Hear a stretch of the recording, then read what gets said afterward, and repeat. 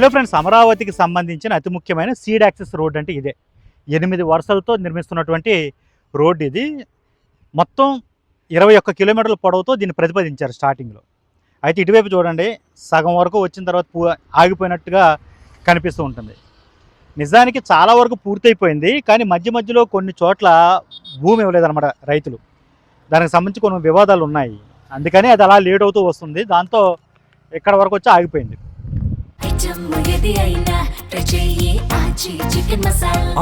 Chicken masala. ఇప్పుడు ఈ రోడ్డును చూస్తే మీరు ఇక్కడి నుంచి సరిగ్గా కృష్ణానది దాటిన తర్వాత, ప్రకాశం బ్యారేజ్ దాటిన తర్వాత కరకట్ట మీదుగా, అంటే సీఎం ఇప్పుడు ఎక్కడైతే ఉంటున్నారో తాత్కాలికంగా ఆ ఇంటి మీదుగా వచ్చే రోడ్డుకి దీన్ని కలిపారు. ప్రస్తుతానికి ఇది ఇలా వచ్చేసి రాజధాని, ఏపీ రాజధాని అమరావతి నుంచి ఇలా వచ్చేసి ఇలా డైరెక్ట్గా వెళ్ళిపోయి ఆ విజయవాడ నుంచి గుంటూరు వెళ్ళే రోడ్ ఏదైతే ఉందో దానికి కనెక్ట్ అయిపోవాలి ఇక్కడ, ఈ ఉండవల్లి రూట్ ఏదైతే ఉందో అక్కడ.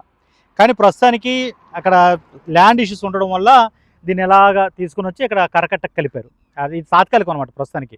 అది చాలా చిన్న రోడ్డు ఉంటుంది. ఇది పూర్తయిపోతే కనుక మొత్తం రోడ్డు అంతా కూడా డైరెక్ట్గా అక్కడ స్టీల్ బ్రిడ్జ్లు కడుతున్నారు కదా, దాన్ని కలిపేస్తారు.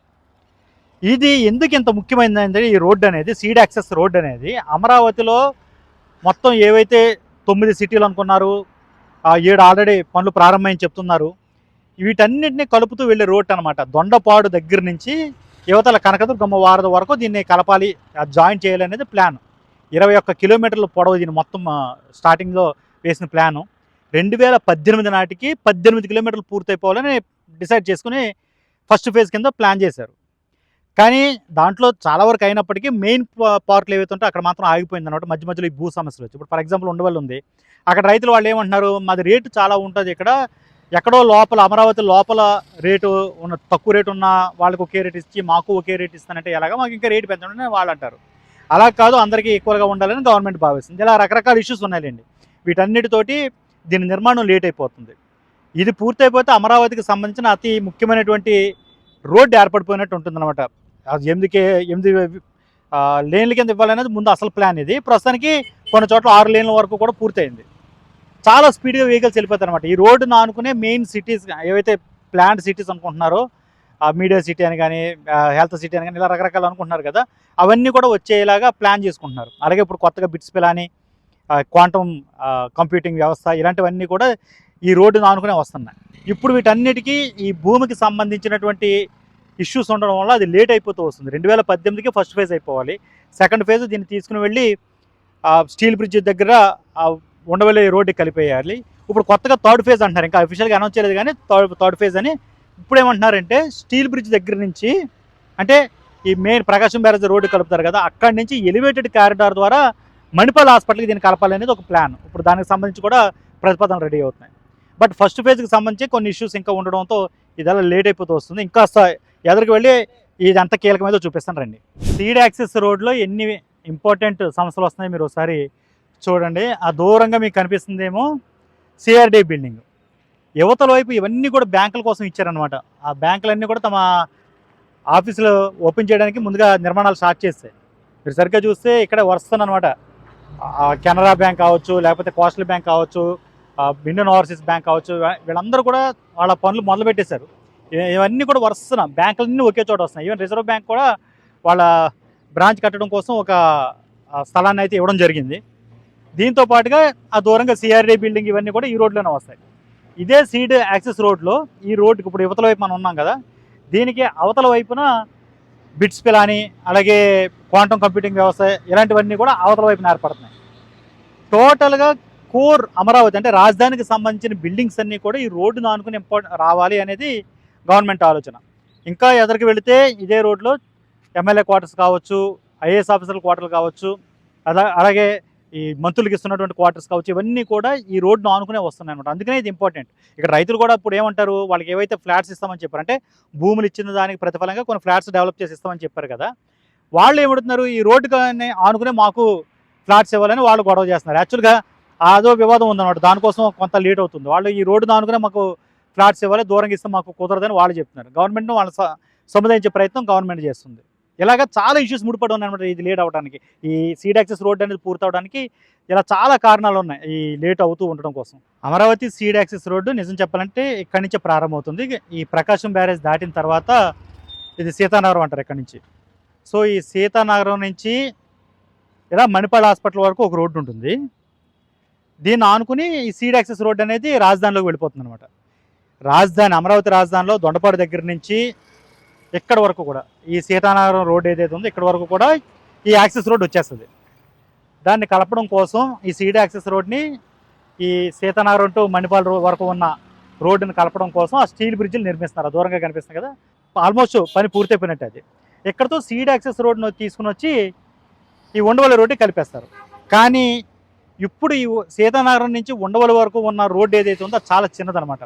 అది యాక్సెస్ రోడ్ని హోల్డ్ చేయలేదు, అంటే అంత ట్రాఫిక్ నాకు తట్టుకోలేదు. కాబట్టి ఇప్పుడు ఈ సీతానగరం అంటే ప్రకాశం బ్యారేజ్ దాటగానే స్టార్ట్ అయ్యే ప్లేస్ నుంచి మణిపాల్ హాస్పిటల్ వరకు, అది హైవే మీద ఉంటుంది, ఈ మణిపాల్ హాస్పిటల్ వరకు కూడా ఒక సపరేట్ రోడ్డుని నిర్మించడం కోసం అంత రెడీ అయింది. దీనికోసం 27 ఎకరాలని సేకరిస్తున్నారు మళ్ళీ అదనంగా అనమాట. అంటే ఆల్రెడీ సీడ్ యాక్సెస్ రోడ్డు కోసం తీసుకున్న భూమి కాకుండా ఇంకొక 27 ఎకరాలు తీసుకుంటున్నారు.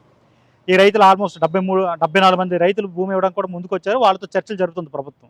సో ఈ సీతానగరం దగ్గర నుంచి ఈ స్టీల్ బ్రిడ్జ్ ఏదైతే కలుపుతుందో రోడ్డుని, ఆ రోడ్డుని అంతా కూడా ఉండవల్లి వరకు కూడా మామూలుగానే వస్తుంది. కానీ ఉండవల్లి సెంటర్ నుంచి మణిపాల్ హాస్పిటల్ వరకు ఎలివేటెడ్ కారిడార్ వస్తుంది అనమాట. అంటే పిల్లర్లు నిర్మించి దానిపైన ఒక వంతెన టైపులో వస్తుంది అది రోడ్డు. ఆ మధ్యలో రైల్వే లైన్ కూడా ఉన్నాయి, అక్కడ కాస్త బ్రిడ్జ్లు అవి నిర్మించాలి, దానికి సంబంధించి కొన్ని పర్మిషన్స్ కూడా తీసుకోవాలి. సో ఇది టైం టేకింగ్ ప్రాసెస్. కానీ మెయిన్ సీడ్ యాక్సెస్ రోడ్ ఏదైతే ఉందో ఈ స్టీల్ బ్రిడ్జ్ దగ్గర నుంచి స్టార్ట్ అయ్యి దొండపాడు వరకు ఉన్నది, అది పూర్తి చేయడానికి ఎలాంటి ఇబ్బందులు లేవు. కానీ రైతుల నుంచి వస్తున్న సమస్యలను దృష్టిలో పెట్టుకుని ప్రభుత్వం కనుక ముందడుగు వేస్తే తొందరగానే పూర్తి అయిపోతుంది. ఆ లైన్కి మనకు ప్రాబ్లం లేదు. ఎటు వచ్చి ఈ సీడ్ యాక్సెస్ రోడ్ని ఉండవల్లితో కలిపేసిన తర్వాత ఈ సీతానగరం టు మణిపాల్ వరకు ఉన్న ఈ రోడ్డుని ఎక్స్టెండ్ చేయడం కోసం, ఈ కొత్తగా భూమిని తీసుకోవడం కోసం 28 ఎకరాల భూమి ఏదైతే ఉందో దానికి సంబంధించినటువంటి చర్చలు జరగాల్సి ఉంది, భూసేకరణ జరగాల్సి ఉంది, దానికి సంబంధించిన ప్రక్రియ మొదలైంది. ఇది మాత్రం కాస్త టైం టేకింగ్ ప్రాసెస్గానే మనం చెప్పుకోవాలి. యాక్చువల్గా ఈ సీడ్ యాక్సెస్ రోడ్ అనేది ఎంత పెద్దగా వస్తుంది అనేది మీకు ఒక ఎగ్జాంపుల్ కోసం ఇక్కడ పెట్టా. చూడండి, ఇది ఇటువైపు ఏమో మంతినాశ్రమం మీకు కనబడుతుందా, సరిగ్గా ఆ కరకట్ట అంటారు కదా, దాటితే కృష్ణానది అనమాట. మొత్తం అక్కడ మంతిన సత్యనారాయణ ఆశ్రమం, అది కరకట్ట మీద ఉంటుంది. అది ఒకప్పుడు దాన్నే అమరావతిలోకి రావడానికి రోడ్డుగా వాడేవారు. ఇప్పుడు సీడ్ యాక్సెస్ రోడ్ ఎక్కడి నుంచి అందుబాటులోకి వచ్చింది కాబట్టి మెయిన్ అంతా కూడా ఈ సీడ్ యాక్సెస్ రోడ్నే వాడుతున్నారు. ఇక్కడి నుంచి చూస్తే మీకు సీడ్ యాక్సెస్ రోడ్డు స్ట్రైట్ మీకు ఇలా అమరావతి లోపలికి వెళ్ళిపోద్ది అనమాట. మీకు దొండపాడు, తుళ్ళూరు ఇవన్నీ కవర్ చేసుకుంటూ వెళ్ళిపోద్ది. 21 కిలోమీటర్లు ఇది. ఇటువైపు నుంచి ఆల్రెడీ కరకట్ట, ఈ బ్యాక్ సైడ్ ఏమో ఇప్పుడు వస్తున్నటువంటి ఉండవల్లి సైడ్ రోడ్డుకి కనెక్ట్ అవుతుంది ఒకవైపు. ఇది కాకుండా ఇటువైపు అప్పుడు అమరావతికి రోడ్డు వేస్తున్నారన్నమాట. అమరావతికి సంబంధించిన రకరకాల ప్రాంతాలకు వేస్తున్నారు కదా రోడ్లు, అందులో భాగంగా వెలగపూడి సచివాలయం వీటన్నిటికి వెళ్ళిపోయే రోడ్డు ఇది ప్రస్తుతానికి. సో ఇంత వెడల్పున వస్తుంది మొత్తం సీడ్ యాక్సెస్ రోడ్ అనేది. అమరావతికి సంబంధించిన కోర్ పాయింట్ ఇది, ఈ సీడ్ యాక్సెస్ రోడ్ అనేది. అయితే దీనికి సంబంధించి ఇంతకాలం లేట్ అవ్వడం, అమరావతి రైతులతో ఉన్న ఇష్యూస్, లాస్ట్ గవర్నమెంట్ దీన్ని సరిగా పట్టించుకోకపోవడం, దాంతో 2018-19 ఆ తర్వాత దీనికి సంబంధించిన డెవలప్మెంట్ మొత్తం ఆగిపోయింది అనమాట. ఇదంతా అడివే నిజం చెప్పాలంటే. ఇప్పుడు NDA 2 గవర్నమెంట్ అధికారంలోకి వచ్చేసారు, అంటే కూటమి అధికారంలోకి వచ్చేసరికి ఇదంతా అడవిలా మారిపోయింది. ఈ లైట్లు ఏవి పనిచేసేవి కాదు.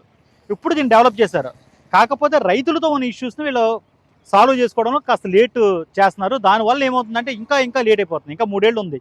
ఈ 3 ఏళ్లలో కనీసం ఈ రోడ్డు అన్న కంప్లీట్ అవ్వకపోతే మాత్రం అమరావతికి సంబంధించి చాలా పెద్ద ఇష్యూస్ డ్రాబ్యాక్ అయిపోతాయని చెప్పాలి. దీనిపై గవర్నమెంట్ ఖచ్చితంగా దృష్టి పెట్టాలి. సీడ్ యాక్సెస్ రోడ్డు అనేది కేవలం ఒక రోడ్డు మాత్రమే కాదు, అమరావతికి సంబంధించి, అమరావతి నిర్మాణానికి సంబంధించి అతిపెద్ద కీలకమైన వ్యవస్థ ఇది. ఇప్పుడు వెళ్లాల్సిన వాహనాలు మాత్రమే కాదు, ఈ అమరావతి నిర్మాణానికి సంబంధించినటువంటి వాహనాలు కానీ, అక్కడ పనిచేసే వాళ్ళు కానీ, వాళ్ళందరూ కూడా దీన్ని ఉపయోగించుకుని వెళ్ళాలి. ఈ రోడ్డు ఎప్పుడైతే ఉంటుందో దాన్ని బేస్ చేసుకుని ఎక్కడైనా సరే నాగరికత కావచ్చు, డెవలప్మెంట్ కావచ్చు, అవి అందుబాటులోకి వస్తూ ఉంటాయి. సో అమరావతి అభివృద్ధికి ఇది చాలా కీలకమైనటువంటి వ్యవస్థ. మరి దీనిపై గవర్నమెంట్ ఎంత త్వరగా దృష్టి పెడుతుందో చూడాలి. ఆచి చికెన్ మసాలా